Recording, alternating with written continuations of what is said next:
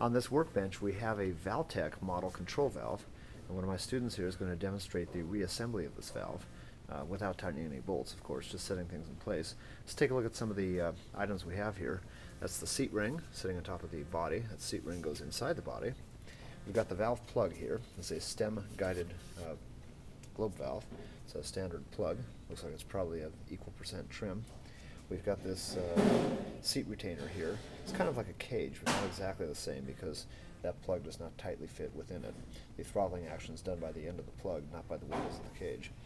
You can see it's a piston actuator instead of a diaphragm. This is somewhat unique for, I should say Valtek uses a lot of piston actuators in their valve lineups. We've got the big spring there, piston with the O-ring seal around the edge, and there's the actual cylinder.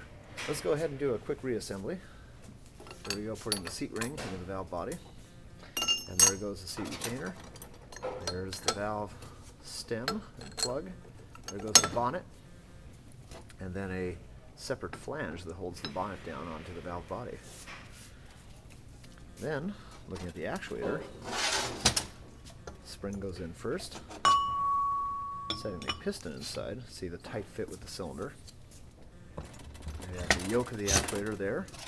And there's a C-ring, a clip ring, a snap ring that goes inside. It's going to hold it together. And that whole assembly goes on top of the valve like that. Then it's coupled together, the actuator stem with the valve stem itself, with that coupling unit. And that's how the assembly works. This is a little different. Okay. Yeah, got a special arrangement there for holding the yoke onto the bonnet. Anyway, that's a basic, quick and dirty reassembly of a Valtek control valve.